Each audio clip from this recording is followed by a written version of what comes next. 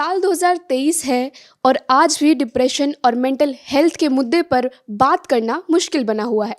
Cinema और social media ने इस बातचीत को आसान तो किया है, लेकिन हमारा समाज आज भी इसको लेकर सहज नहीं हो पाया है। आज हमारे साथ मौजूद हैं आईआरएस ऑफिसर शुभ्रता प्रकाश, जो खुद डिप्रेशन से जूझ रही हैं और मेंटल हेल्थ को लेकर लोगों को जागरूक करने का काम भी कर रही हैं। उन्होंने इस मुद्दे पर किताब भी लिखी है। मैम, बहुत बहुत स्वागत है आपका दी प्रिंट में। मैम, मैं आपसे पूछना चाहती हूँ कि आप एक ऐसे प्रोफेशन से आती हैं जहाँ पर लोग अक्सर अपने निजी जीवन को लेकर खुले तौर पर बात नहीं करते हैं, और ऐसे में आपने सोशल मीडिया को चुना और खुद के बारे में बताया कि आप डिप्रेशन से जूझ रही हैं और इसको लेकर अब आप जागरूक भी कर रही हैं लोगों को। तो एज अ आपके प्रोफेशन को लेकर कितना चुनौतीपूर्ण रहा ये आपके लिए? जब मैंने डिप्रेशन के बारे खुलकर बात करना शुरू किया था, तब मैं ऐसे जीवन के ऐसे पड़ाव पे थी, मैं इतना ज़्यादा बीमार थी, मुझे इतना सिवियर डिप्रेशन था कि उस समय मैंने ये सोचा भी नहीं कि कोई क्या सोचेगा मेरे बारे में, या इसका मेरे करियर पे या मेरे व्यावसायिक जीवन पे क्या इसका असर होगा। क्योंकि उस समय मेरी ये हालत थी कि मैं ज़्यादातर दिन बिस्तर से नहीं उठ पाती थी। तो शुरुआत तो वहाँ से मैंने की, फिर किताब लिखी। एक्चुअली जब मुझे बहुत सीवियर डिप्रेशन था तो मैंने काफ़ी रिसर्च किया, काफ़ी कुछ जानने की कोशिश की कि ये चीज़ जो मुझे है वो है क्या, और इससे कैसे निकला जा सकता है, कैसे मैं बेहतर हो सकती हूँ, कैसे उभरा जा सकता है। तो उस सारे रिसर्च को लेकर के और अपने व्यक्तिगत अनुभव को लेकर के मैंने किताब लिखी, the D word, a survivor's guide to depression. ये किताब 2016 में प्रकाशित हुई थी और काफ़ी ये सक्सेसफुल भी हुई, काफ़ी ये बेस्ट सेलर्स वगैरह में आई। तो मैंने तब से सामाजिक जीवन में ओपनली सोशल मीडिया पे और हर जगह इसके बारे, डिप्रेशन के बारे बात करना शुरू किया।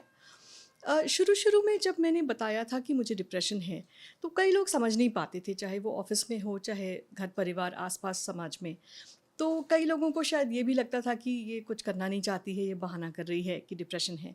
क्योंकि डिप्रेशन जैसी बीमारी के साथ ये बहुत ही अजीब सी बात है कि आप के पास कोई उसका प्रमाण नहीं है, कोई प्रूफ नहीं है, आपके पास कोई रिपोर्ट, एक्सरे और ब्लड टेस्ट नहीं है जिससे आप दिखा सकें या जान सकते हैं कि मुझे, मतलब किसी को भी ये कोई तरह की मानसिक बीमारी है।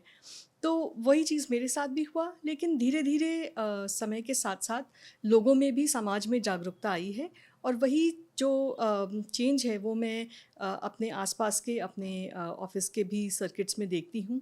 तो इन दिनों में मुझे कोई परेशानी एज सच नहीं हुई है। जभी भी मैंने किसी भी अपने सीनियर ऑफिसर को खुलकर बताया है, और मैं तो छिपाती नहीं हूँ क्योंकि मैंने तो पूरे समाज के सामने मैं शेयर करती रहती हूँ। तो मेरा ऐसा अनुभव रहा है कि मुझे बहुत सपोर्ट ही मिला है अभी तक। शुरुआती दिनों में लोगों को समझने में दिक्कत हुई और लोगों ने ऐसा समझा कि शायद ये काम नहीं करना हाँ। चाहती, लेकिन धीरे धीरे धीरे जैसे ही आपकी जर्नी रही है, लोगों ने फिर धीरे धीरे समझना भी शुरू किया और आपको सपोर्ट भी मिला। अगर शुरुआत से आप बताएं, आपकी एकदम कब आपने आइडेंटिफाई किया, कब आपको पता चला कि शायद मुझे डिप्रेशन हो सकता है, उस पल के बारे में अगर मैं आपसे जानना चाहूँ तो? असल में मुझे पता ही नहीं चला कि मुझे डिप्रेशन है, सबसे बड़ी समस्या यही थी। मुझे सबसे पहले याद है कि मेरे पहली डिलीवरी के बाद मुझे बहुत ज़्यादा रोना आता रहता था, और अजीब-अजीब तरह की ख़्याल दिमाग में आते रहते थे, और वो मेरी लाइफ़ का, मेरी जीवन का सबसे खुशी का मौका था क्योंकि मेरा पहला बच्चा हुआ था। लेकिन फिर भी अ, वो प मैं शायद शब्दों में बयान भी नहीं कर सकती हूँ। अजीब-सी एक फ़ीलिंग हमेशा मुझे रहती थी। तो उस समय मुझे पता ही नहीं था डिप्रेशन क्या होता है, या पोस्टपार्टम डिप्रेशन क्या होता है, और फिर वो समय निकल गया। फिर मैं बेहतर फ़ील करने लग गई। लेकिन कुछ ऐसा था कि उसके बाद मैं कभी भी पूरे से पहले जैसे नहीं हो सकी, और अब सोचती हूँ तो लगता है कि शायद मेरी पूरी सेकंड प्रेगनेंसी में ही मुझे डिप्रेशन था, लेकिन फिर भी वो अनडायग्नोज़ रहा, पता ही नहीं था। फिर बीच-बीच में कभी-कभी मुझे थोड़े से एंग्ज़ायटी के एपिसोड्स होते थे, तो उस समय भी सबने बोला कि हाँ, एंग्ज़ायटी है, लेकिन डिप्रेशन शब्द उस समय तक किसी ने मुझे बोला नहीं था कि डिप्रेशन है। ये 2011 की बात है, कुछ 5 साल हो गए थे मुझे बहुत अच्छा नहीं फ़ील होते, और तब मैंने और मेरे हस्बैंड दोनों लोगों ने बैठ कर के कुछ ये ऐसा लगा कि कुछ गड़बड़ है, और डॉक्टर को दिखाने की ज़रूरत है। तो फिर तब हमने साइकाइट्रिस्ट को कंसल्ट किया और 2011 में मुझे एक डायग्नोसिस मिली कि ये डिप्रेशन है। तो जब आपको पता चल गया, डायग्नोस हो गया कि ठीक है मुझे डिप्रेशन है, तो क्या आपको कैसा महसूस हो? क्या आपको डर लगा कि अब लोग जज करेंगे, आपके काम पर प्रभाव पड़ सकता है, आपके निजी जीवन पर प्रभाव पड़ सकता है? आपने इसको छुपाने की बजाय इस पर बात करना चुना। इस फैसले के पीछे की क्या वजह रही? क्या आपने क्या सोचकर ऐसा किया? अ, अगले ये मैंने जो आपको बताया 2011 में डायग्नोसिस मेरी हुई और उसके बाद थोड़े दिन मैं बीमार रही, फिर मैं बेटर हो गई। लेकिन 2012 से 16 ये 4 साल मेरी लाइफ के शायद सबसे बुरे दिन थे, क्योंकि इन 4 सालों में मुझे बहुत ज़्यादा सिवियर डिप्रेशन था। तो उस समय ये बात ही मेरे दिमाग में नहीं आ रही थी कि लोग क्या सोचेंगे, क्योंकि मैं इतना ज़्यादा, मेरे लिए रोज़ सर्वाइव करना एक जो स्ट्रगल कहते हैं, कि रोज़ लगता था कि जीवन जीने से क्या फ़ायदा, क्योंकि मुझे तो अच्छा ही नहीं लग रहा है सब कुछ रहते हुए। मुझे हर समय बुरा लगता रहता है, ताकत ही नहीं होती थी, बेड से मैं उठ नहीं पाती थी, उठने की इच्छा भी नहीं है और बदन में बिल्कुल ताकत नहीं लगती थी, हर चीज़ धुंधली नज़र आती थी। ये थोड़ा-सा यहाँ पे मैं बताना चाहूँगी कि लोगों को ऐसा लगता है कि इसमें सिर्फ़ आपके इमोशंस और आपके थॉट्स, मतलब सिर्फ़ आपके विचार या आपके इमोशंस इन्वॉल्व होते हैं, ऐसा नहीं है। वो आप चीज़ें भी धुंधली दिखती हैं, मुझे थोड़ा धुंधली दिखती थी चीज़ें उस समय, जब मैं जो बहुत सीवियर डिप्रेशन था। सारे रंग थोड़े-थोड़े बुझे-बुझे से, मुरझाए-मुरझाए से दिखते थे। तो उस समय जो मेरी हालत थी, उसमें लोग क्या सोचेंगे, क्या कहेंगे, ये मेरे दिमाग में लास्ट बहुत छोटी सी चीज़ थी। लेकिन एट द सेम टाइम ये भी है कि लोगों की बातों से असर तो पड़ता था, मुझे चुभती थी लोगों की बातें। क्योंकि मैं किसी को क्या बताऊँ, कोई पूछता था आप कहीं आते जाते नहीं हैं? हाँ, मेरी तबीयत ठीक नहीं है। अच्छा, क्या हुआ है आपको? तो अब मैं कितने दिनों तक बोलूँ कि मुझे बुखार है, मेरा बीपी लो है, या मुझे थायराइड की प्रॉब्लम है, या क्या ऐसा आप है? कहती थी लोगों को पहले शुरुआत में? शुरू-शुरू में, क्योंकि मुझे लगता था कि मैं क्या समझाऊँ, बड़ा ही मुश्किल है, और फिर मुझे पर्सनल सी चीज़ लगती थी। फिर मुझे लगा इसमें धीरे-धीरे वहाँ तक मैं पहुँच गई कि इसमें पर्सनल क्या है, ये एक तो बीमारी है। ये कोई मेरी गलती थोड़ी ना है, ये मैंने थोड़ी ना कुछ चुना है, कि कोई बीमारी चुन थोड़ी ना सकता है। तो फिर जैसे-जैसे मुझे अपनी बीमारी के बारे ज़्यादा पता चलता गया, फिर मैंने बिल्कुल सोचा कि मैं तो बोलूँगी कि मुझे क्या है। मैंने बताना शुरू कर दिया कि मुझे डिप्रेशन है। लेकिन मुझे, मतलब सभी तरफ से, आस-पास से, चाहे वो परिवार में लोग हों, चाहे दोस्तों में हों, चाहे ऑफ़िस के जो प्रोफ़ेशनल कलीग्स हों, बहुत ही ज़्यादातर लोगों से मुझे बहुत ही चुभने वाले कमेंट्स सुनने को मिले कि तुम्हें किस बात का डिप्रेशन है। मैं कैसे बता सकती हूँ, दुनिया के बेस्ट न्यूरो साइंटिस्ट को भी पता नहीं है कि डिप्रेशन क्यों होता है और किस वजह से होता है। और सभी को लगता था जैसे कि ये ही समाज में एक बहुत बड़ी धारणा है कि जिसे भी डिप्रेशन है, लोग सोचते हैं कि डिप्रेशन एक बच्चों का खेल है, कि आपको कुछ करने की इच्छा नहीं है तो आपने बोल दिया आपको डिप्रेशन है। या फिर लोगों को लगता है कि अगर आपको सच में तकलीफ़ है, तो समहाउ वो आपकी मॉरल फेलिंग है, और आप की लाइफ में जो भी चीज़ें अच्छी हैं उसके लिए आपको ग्रेटफुलनेस नहीं है, आप ग्रैटिट्यूड नहीं है आपको, और थोड़ा-सा ग्रैटिट्यूड होना चाहिए कि दूसरों को देखो, दूसरों के पास तो ये भी नहीं है। और आपको भी इस तरह के कमेंट्स आते बहुत होंगे कि ज़्यादा, अरे इतनी ऊँची पोस्ट पे हो, बच्चे बहुत, हैं। सब कुछ और क्या चाहिए, इतना सपोर्टिव हस्बैंड है, इतने प्यारे बच्चे हैं, इतनी अच्छी नौकरी है, सब कुछ है। लेकिन इन सब चीज़ों का डिप्रेशन क्यों होता कोई नहीं कह सकता है। डॉक्टर भी कहते हैं कि आपको किस चीज़ से ट्रिगर हुआ, कोई भी 100% कभी भी नहीं कह सकता है। और यहाँ पर ये जानना समझना बहुत ज़रूरी है कि डिप्रेशन एक बायो साइको सोशल बीमारी है। मतलब कि इसकी ओरिजिन जो है, कोई कुछ आपके बायोलॉजिकल फैक्टर्स होते हैं, कुछ आपके खुद सोचने का तरीका जो आपकी पर्सनालिटी साइकोलॉजी होती है, और कुछ जो आपके आसपास का सामाजिक परिवेश होता है, तीनों चीज़ों को मिलाकर होता है। और ये बात कई लोग मुझे कहते हैं कि अच्छा, जो जो बेचारे गरीब हैं वो कहाँ जाएंगे, उनको तो डिप्रेशन नहीं होता। ये बहुत ही गलत धारणा है। जिसे भी ऐसा लगता है, मैं कहूँगी आप किसी भी सरकारी अस्पताल के साइकेट्रिक वार्ड में जाकर ओपीडी में देखिए, एक से एक बेचारे, और उनके पास तो और भी कम रिसोर्सेज सुविधाएं होती हैं, बट डिप्रेशन किसी को भी हो सकता है। तो जो आपने कहा कि 4 साल जो रहे वो बहुत ही ज़्यादा चुनौतीपूर्ण, और आपने कहा कि अगर आप ज़िंदा, आप सोच नहीं सकती थी उन 4 सालों में कि आप ज़िंदा क्यों हैं, तमाम तरह की मुश्किल चीज़ें।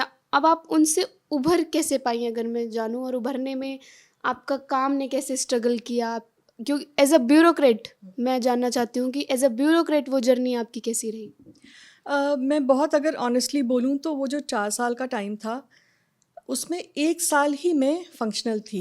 1 साल मैंने काम किया, 1 साल में काम भी मेरे पास काफ़ी सारा था और काम की वजह से ठीक है थोड़ा-सा मेरा दिमाग एंगेज रहता था, ये इसमें कोई दो राय नहीं है। लेकिन इन 4 सालों में मुझे लगता है करीबन 3 साल मैं बिल्कुल ही फ़ंक्शन नहीं कर पा रही थी और मैं छुट्टी पे थी और मतलब जो रिकवरी जिसे कहते हैं या थोड़ा-सा फंक्शनल होना वो तभी हुआ जबकि मैंने लंबी छुट्टी ले ली। कुछ ऐसे सर्कमस्टांसेस थे, मेरे हस्बैंड की बाहर पोस्टिंग हो गई थी, तो फिर मैंने उसी समय छुट्टी भी ले ली क्योंकि उनके साथ ही अलग मेरे पॉसिबल नहीं था मेरे लिए रहना। तो जब मेरी रिकवरी शुरू हुई या जब मैं थोड़ा फंक्शनल होना शुरू हुई तो उस समय मेरे पास काम का कोई प्रेशर नहीं था, मैं छुट्टी पर थी। बच्चे सफिशिएंटली बड़े हो गए थे, वो अपना अच्छे से अपना स्कूल मैनेज कर रहे थे और मेरे हस्बैंड ने मुझे इतना बोला था कि तुम्हें बस ज़िंदा रहना है, तुम कुछ ना करो, तुम्हें अच्छा नहीं लग रहा है तुम बेड में ही रहो, तुम्हें जिस दिन अच्छा लगे तुम निकल कर थोड़ा चलो, तुम्हारा खाना पीना सब कुछ मैं देख लूँगा, तुम नौकरी ना करो कोई फ़र्क नहीं पड़ता है, तुम हम लोगों के लिए बस तुम सांस लेती रहो, तुम रहो। तो मैं मेरी मेरी रिकवरी वहाँ से शुरू हुई और फिर उसके बाद आपको जब कोई इतना स्पेस मिले कि आपको कुछ नहीं करना है, सिर्फ आपका एक पॉइंट है लाइफ में ज़िंदा रहना, तो मैंने वहाँ से अपनी रिकवरी की जर्नी शुरू की। और जब की बात है तब मैं बहुत high level of anti depressant medication पे थी, लेकिन कुछ ऐसा हुआ कि 3.5 साल मैंने दवाइयाँ ली लेकिन मैं ठीक नहीं हो पा रही थी, दवाइयों से मुझे कुछ फ़ायदा नहीं हो रहा था। और यहाँ पे मैं थोड़ा एक कॉशन कहना चाहूँगी कि ये मेरी कहानी है, कई लोग हैं जिन्हें दवाइयों से बहुत फ़ायदा होता है उनको उनके ट्रीटमेंट में। तो आप मेरे एक्सपीरियंस पे को मेडिकल एडवाइस ना मानें, मैं जस्ट अपना एक्सपीरियंस शेयर कर रही हूँ। तो फिर उसी समय फिर मैंने हिम्मत करके दवाइयाँ भी क्योंकि मुझे मेरे बॉडी में ट्रेमर्स वग़ैरह बहुत आ रहे थे और फिर हुआ कि जब शारीरिक रूप से भी मैं अब बीमार हो रही हूँ और मानसिक रूप से तो ठीक मैं नहीं थी, तो फिर मैंने बहुत हिम्मत करके और मतलब मैंने मेरे हस्बैंड के दोनों ने मिलकर ये डिसीजन लिया कि ठीक है, ही सपोर्टेड माय डिसीजन कि तुम छोड़ना चाहती हो छोड़ दो बिल्कुल। तो फिर मैंने पहले अपनी दवाइयाँ धीरे धीरे करके छोड़ी, फिर कुछ दिन तक बहुत बुरा वो भी एक फ़ेज़ था, वो विथड्रॉल का, दवाइयों का विथड्रॉल और डिप्रेशन तो था ही मुझे। फिर जो आपने मैंने आपको जो बताया कि वो स्पेस थी कि सिर्फ़ एक मात्र पर्पस है कि आपको सर्वाइव करना है, साँस लेना है। तो वहाँ से धीरे-धीरे करते-करते जिस दिन थोड़ा अच्छा लगता था, फिर मैंने देखा कि थोड़ा-थोड़ा एनर्जी मेरी वापस आने लग गई। तो जिस दिन थोड़ा अच्छा लगा उस दिन थोड़ा मैं वॉक कर लेती थी या थोड़ा योगा कर लिया या मैं स्विमिंग करती थी और ऐसी जगह में थी जहाँ पे 12 महीने गर्मी रहती है, तो मैंने थोड़ा स्विमिंग दोबारा से शुरू किया और थोड़ी बहुत चीज़ें जो जिसको कहते हैं सेल्फ केयर, जैसे थोड़ा जर्नलिंग करना कि आज मैंने क्या किया। जब आप घर पे हैं और आप सिर्फ सांस लेना है आपको, तो कई बार आप भूल भी जाते हैं कि आप इंसान हैं और क्या करूँ। मुझे ऐसा ही लगता था कि मैं एग्जिस्ट कर रही हूँ, how do I prove this to myself. तो रोज़ मैंने लिखना शुरू किया कि आज मैंने 3 चीज़ें की, कि आज मैंने बच्चों से बात की, आज मैंने खाना खाया और आज मैंने टीवी देखा। तो इस तरह से मैंने हर दिन का 3-3 चीज़ें मैंने लिखना शुरू किया, फिर 3 से वो 5 हो गई, 5 से 7 हो गई, फिर 10-10 चीज़ें मैं रोज़ लिखती थी, आज ये 10 चीज़ें मैंने की। तो that is something that helped. फिर माइंडफुलनेस मेडिटेशन मुझे उससे बहुत फ़ायदा हुआ, उससे थोड़ा-सा मेरा दिमाग शांत हो जाता था और रोज़ मैं 2-3 टाइम कोशिश करती थी जभी भी याद आए तो 2 मिनट का ही करना। तो ये सब करते-करते धीरे-धीरे मैंने देखा और जैसे-जैसे थोड़ा थोड़ा किया तो थोड़ा और अच्छा लगा, फिर थोड़ा और किया, थोड़ा और अच्छा लगा। तो ये करते-करते फिर मुझे लगता है ये करीब अगस्त-सितंबर 2016 तक मैं काफ़ी हद तक ऑलमोस्ट वापस से। बट एक चीज़ है कि अगर जैसे आपको अच्छा मुझे एडीएचडी भी है जो कि शक था पहले लेकिन अभी डायग्नोसिस उसके 2 साल इसके पहले। बारे में थोड़ा-सा बता दीजिए। हाँ, ये होता है attention deficit hyper activity disorder, जिसके बारे बहुत ज़्यादा फिर से लोग जानते नहीं हैं और जनरली वो छोटे बच्चों में ही डायग्नोज़ होता है कि वो बच्चा जो पढ़ नहीं रहा है और उछल कूद कर रहा है। तो बट फिर आजकल क्या है कि इस पे भी ज़्यादा रिसर्च हुई है और अब कई मेरे जैसे एडल्ट्स जिन्होंने बचपन में ये मिस कर दिया और मतलब पढ़ने में भी अच्छे थे, तो फिर वो भी क्वेश्चन नहीं इसमें आया। क्या होता है इस पे? ये बीमारी नहीं है, ये एक तरह का ब्रेन की डिफरेंट वायरिंग है। जैसे ऑटिज़म होता है, जैसे वैसे ही एडीएचडी भी उसी तरह से एक ब्रेन की अलग तरह की वायरिंग है, जिसमें जैसे चीज़ों पे फोकस करना, या तो आप हाइपर फोकस्ड हो जाते हैं या आप फोकस नहीं कर पाते हैं, और कई लोग हाइपर एक्टिव होते हैं। ये भी 2-3 तरह का होता है, उसमें हाइपर एक्टिविटी ज़्यादा होती है, कुछ की फिज़िकल होती है, कुछ की मेंटल रेस्टलेसनेस हाइपर एक्टिविटी है। तो ये भी है, ये एक अलग विषय है पूरा। तो ये तो जैसे जैसे तो जो न्यूरो डाइवर्सिटी जिसे कहते हैं, तो न्यूरो डाइवर्जेंट, तो ये सब चीज़ें जब आप ठीक होने लगी, बेहतर महसूस करने लगी, उसके बाद जब वापसी का पहला दिन कि अब जाके ठीक है, अब मैं बेहतर महसूस कर रही हूँ, मुझे अपना काम दोबारा शुरू करना है, वो वापसी का पहला दिन अगर आप याद करें तो वो कैसा रहा? तो 2018 तक मैं छुट्टी पे थी, क्योंकि हम उस समय इंडिया में नहीं थे, हम बाहर में थे। तो फिर उसी समय फिर वो पहले बुक भी उसी समय मैंने लिखी थी, तो वो पब्लिश हुई, और बुक के साथ एक पूरी दुनिया ऑफ मेंटल हेल्थ एडवोकेसी खुल गई, और मैंने बुक के ऊपर बहुत टॉक वगैरह दिए। तो 2 साल वो मेरा अच्छा निकला, बिकॉज़ मैं वो चीज़ें कर पा रही थी जो मेरी हमेशा इच्छा होती थी। और 2018 में जब वापस आकर मैंने जॉइन किया पहले दिन, अ, मुझे तो जब मैं जा रही थी मुझे पता नहीं था कि मैं क्या होगा, मतलब मेरी लाइफ में मैं बचूंगी नहीं बचूंगी, क्या करूंगी, नौकरी वगैरह कुछ भी मुझे पता नहीं था। तो वापस आकर जो पहला दिन मैंने आकर जॉइन किया, मुझे ऐसा लगा कि इट वाज ऑल ओवर, कि जब नौकरी अब पहली बार जॉइन किया था वैसी वाली ही फीलिंग थी। और शुरू-शुरू में मुझे बहुत एंग्ज़ायटी थी, एंग्ज़ायटी डिसऑर्डर भी मुझे है। तो एंग्ज़ायटी मुझे बहुत थी कि मैं कर पाऊँगी, नहीं कर पाऊँगी, कैसे होगा? लेकिन फिर मुझे वापस मुड़कर नहीं देखना पड़ा है, और बीच में मैंने 1-2 बहुत टफ़ पोस्टिंग्स भी की, मैंने डेपुटेशन भी किया, काफ़ी तरह का काम अभी भी मेरे पास 2-3 चार्जेज़ हैं, तो जहाँ तक पॉसिबल है। और अभी थोड़ा साल भर से है, मुझे थोड़ा माइल्ड डिप्रेशन है। कुछ पर्सनल लाइफ में मेरे पेरेंट्स को मैंने एक-एक करके लूज़ किया, तो उस वजह से ट्रिगर हुआ है, मुझे पता नहीं एग्ज़ैक्टली वही है, क्योंकि आप कभी भी ये एग्ज़ैक्टली कह नहीं सकते हैं कि क्या ट्रिगर है। तो लेकिन ठीक है, अभी क्या है कि फिर भी ये माइल्ड है। ऐसा कहते हैं कि कुछ लोग कि work is the best therapy, कि काम में अगर आप बिज़ी रखोगे खुद को, आपके थॉट्स बिज़ी रहेंगे, तो ये डिप्रेशन जैसी चीज़ें कम, मतलब ये सबके लिए नहीं, कुछ लोग ऐसा कहते हैं, कहावत है। आपका क्या मानना है इस बारे में? इस पे मेरे 2-3 चीज़ें हैं, कि एक तो ये है कि सिर्फ़ काम में बिज़ी रहने से डिप्रेशन नहीं चला जाएगा। डिप्रेशन बहुत मल्टीफ़ेसेटेड है। तो अगर आपकी लाइफ़ में कोई पर्टिकुलर चीज़ उसे ट्रिगर कर रही है, तो लेट अस से कि किसी को घर में कोई प्रॉब्लम है, घर में उनको टॉर्चर किया जा रहा है, तो आप कितना भी काम कर लें, तो वो, जैसे मैंने कहा, बायो साइकोसोशल या कोई बायोलॉजिकल फैक्टर है जिसकी वजह से आपका डिप्रेशन फ्यूल हो रहा है, तो काम से वो नहीं, वो वही चीज़ है जो कहते हैं ना कि आप थोड़ा घूम फिर लो और ये कर लो, तो योगा कर लो, मेडिटेशन कर लो, वॉक कर लो, तो चीज़ें हैं, इन सब का फ़ायदा होता है, लेकिन वही है कि हर किसी का अपना एक्सपीरियंस है। और जहाँ तक मेरा सवाल है, तो जब मुझे बहुत सिवियर डिप्रेशन था, तो काम में करने की हालत में ही नहीं थी।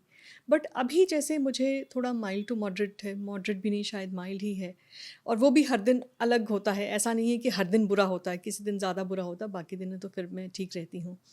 तो एट दिस पॉइंट मुझे लगता है कि मेरे काम से मुझे बहुत, आपने जो बोला वो थेरेपी की तरह होता है, कि जब मैं काम करती हूँ तो ख़ास करके बिकॉज़ मुझे एडीएचडी भी है, तो खाली दिमाग फिर वो रेस्टलेस ज़्यादा रहता है, एंग्ज़ायटी उसमें ज़्यादा होती है। पर जब मैं एंगेज रहती हूँ मीनिंगफुली कि काम कर रही हूँ, या और काम इज़ नॉट जस्ट मेरा ऑफ़िशियल वर्क तो करना ही है, आपको परफ़ॉर्म करना है, यू हैव टू डिलीवर, और मैं प्रोफ़ेशनली बहुत सीरियसली अपने काम को लेती हूँ।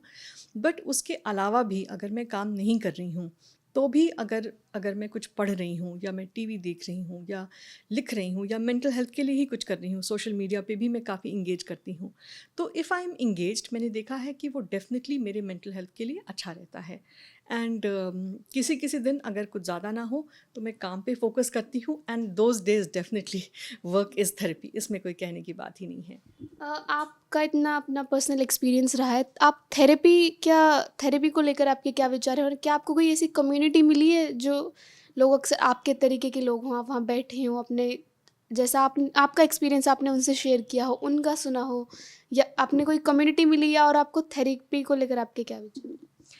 थेरेपी जो प्रोफेशनल साइकोथेरेपी है वो तो बहुत ही यूज़फुल चीज़ है, और मुझे बहुत फ़ायदा हुआ है जब मुझे बहुत सिवियर डिप्रेशन था।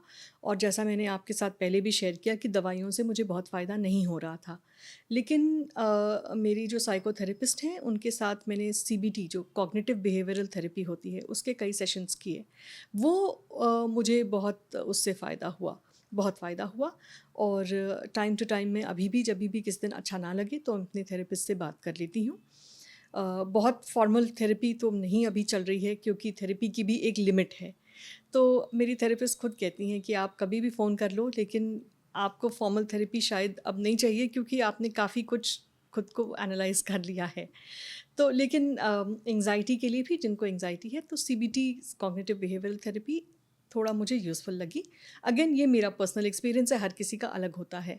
और यहाँ पर की ये है कि जो आपकी थेरेपिस्ट के क्या स्किल्स हैं और वो कितना आपको अच्छे से थेरेपी प्रोवाइड कर सकते हैं, तो वो, और आप कितना ओपन हैं, तो ये सब मिला जुला कर वो होता है। और जहाँ तक आपने जो दूसरी बात कही कि कम्युनिटी सपोर्ट जिसे कहते हैं, तो कम्युनिटी सपोर्ट, पीयर सपोर्ट, ये बहुत ही इम्पॉर्टेंट है for people who have mental disorders, क्योंकि बाकी दुनिया में लोग नहीं समझ पाते हैं। आपके डॉक्टर, आपके थेरेपिस्ट भी आपका इलाज तो करेंगे, लेकिन जिस तरह से जो आपकी रोज़मर्रा की स्ट्रगल है, वो शायद वही समझ पाएगा जो वहाँ पर रह चुका है, जो खुद गुजर चुका है। तो मेरी कोशिश है, मैं कई बार लोगों से वन टू वन मिलती हूँ, लेकिन एक मेरा सपना है जो कि मेरी प्रोफेशनल लाइफ में मुझे टाइम नहीं मिल पा रहा है, टू सेटअप एक कम्युनिटी जैसे कई लोगों ने किया हुआ है। और छोटा सा एक ग्रुप मैंने भी बनाया है फॉर पीयर सपोर्ट, लेकिन वही है कि समय थोड़ा मैं नहीं दे पा रही हूँ। तो आप चाहती हैं कि आप ऐसा कम्युनिटी ग्रुप बिल्ड करें जिससे लोगों को मदद मिले? बिल्कुल, जिसमें जहाँ पे सिर्फ़ कम्युनिटी सपोर्ट, वहाँ पे ट्रीटमेंट नहीं होगा, वहाँ पे कोई प्रोफ़ेशनल थेरेपी नहीं होगी, बट वो जो है कि मिलकर हमने एक कप कॉफ़ी पी ली, चाय पी लिया, और एक-दूसरे से बातें की, आप क्या चीज़ से गुज़र रहे हैं, आपको क्या फ़ायदा हो रहा है। आप जैसे, अगर आप सुबह में उठने में आपको स्ट्रगल है, तो वो वही समझ सकेगा जिसे डिप्रेशन है और उसे भी स्ट्रगल है। तो इस तरह की चीज़ें हैं, छोटी-छोटी चीज़ें, बट दे मैटर। तो उस तरह की एक कम्युनिटी मैं बनाना चाहती हूँ। बाकी सिविल सर्वेंट्स को लेकर आपका क्या मानना है? आपको लगता है कि आप खुलकर अब सामने आ रही हैं तो और आपको देखकर लोग प्रेरित होंगे या आएँगे? क्योंकि मैंने जहाँ तक हम देखते हैं वो लोग उतना कंफर्टेबल नहीं होते अपनी चीज़ों को शेयर करने में।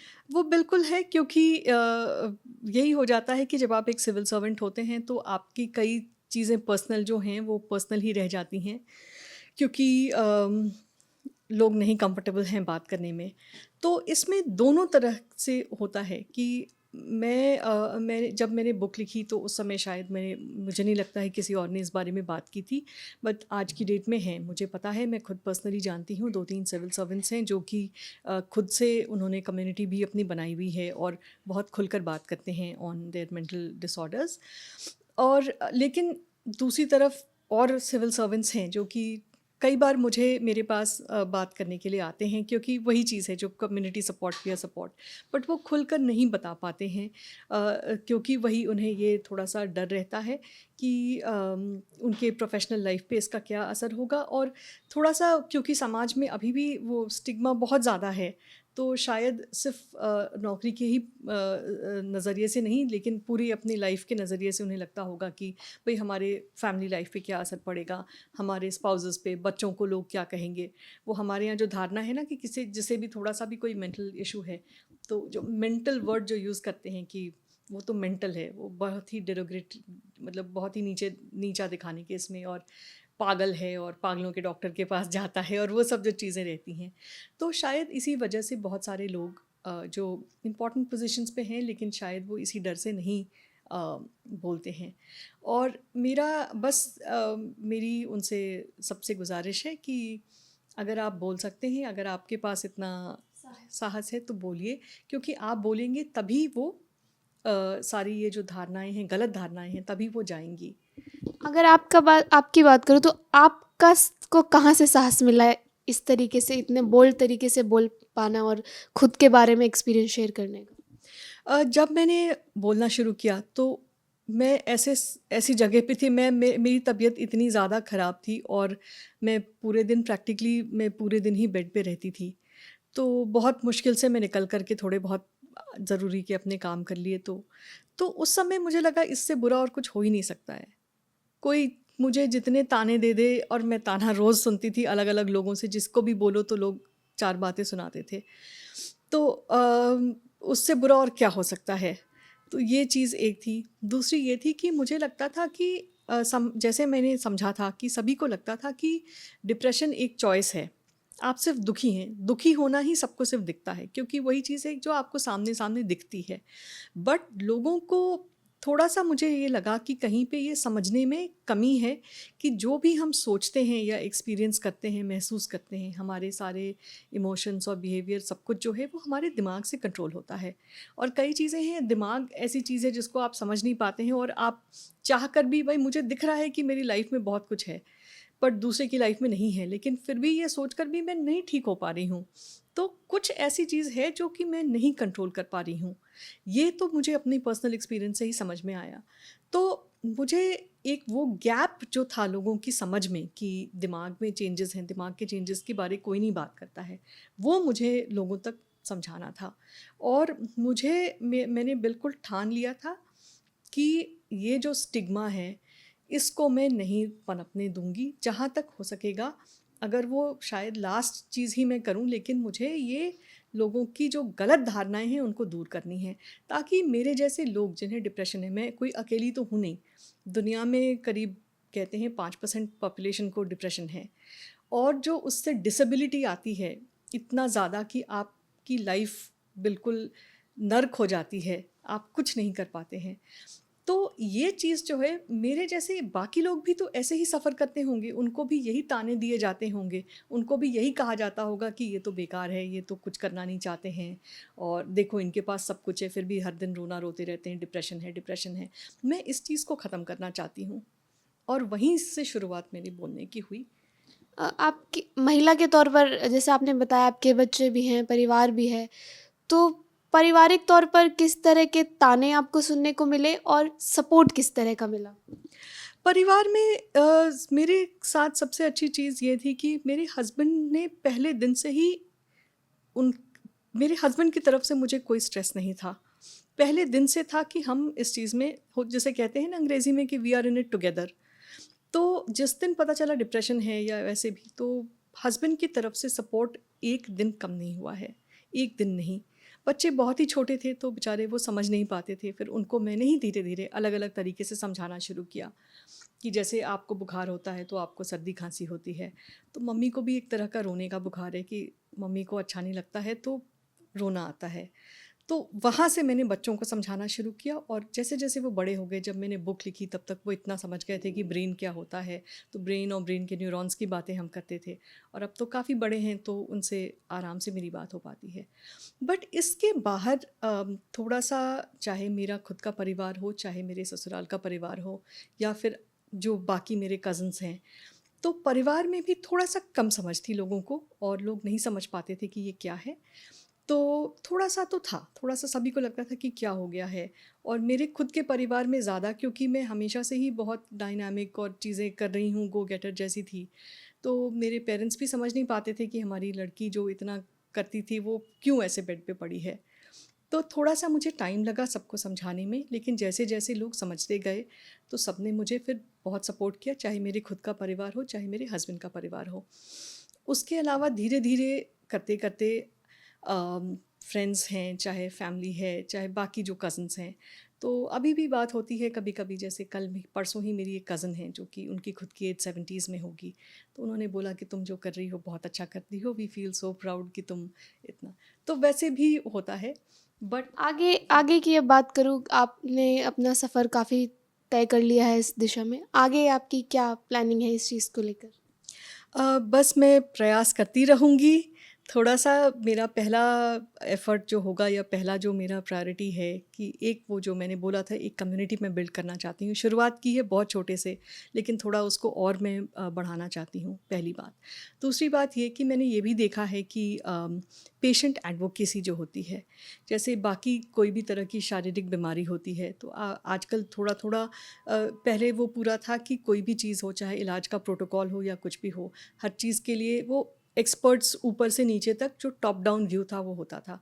बट आजकल धीरे धीरे विदेशों में और अपने देश में भी पेशेंट एडवोकेसी भी पिकअप कर रहा है। तो वो भी मैं चाहती हूँ कि थोड़ा सा हम लोग जिन्हें भी डिप्रेशन है या जब मानसिक अलग अलग तरह की मानसिक बीमारियाँ हैं, तो थोड़ा सा हमारी भी एक आवाज़ हो कि कोई सुने कि कोई भी तरह का अगर ट्रीटमेंट प्रोटोकॉल है या कुछ भी है, तो थोड़ा और हम दूसरों को थोड़ा एजुकेशन भी दे सकें। तो एक वो मेरी वो भी प्रायोरिटी है। और इसके अलावा अगर मैं लिख सकी, क्योंकि लिखना मुझे अच्छा लगता है, सिर्फ ना सिर्फ मानसिक स्वास्थ्य के लिए, बट थोड़ा मैं फ़िक्शन वगैरह भी लिखना चाहती हूँ, कहानियाँ वगैरह भी लिखती थी पहले, अब नहीं लिख पा रही हूँ। तो थोड़ा सा समय मिले तो मैं लिखने का भी अपना कार्यक्रम थोड़ा सा कर सकूँ। तो ये थी आईआरएस ऑफिसर सुब्रता प्रकाश, जिन्होंने अपनी इंस्पायरिंग स्टोरी दी प्रिंट के साथ शेयर की। इसी तरह की और भी इंस्पायरिंग स्टोरीज जानने के लिए, देश और दुनिया की खबरों को जानने के लिए जुड़े रहिए दी प्रिंट के साथ।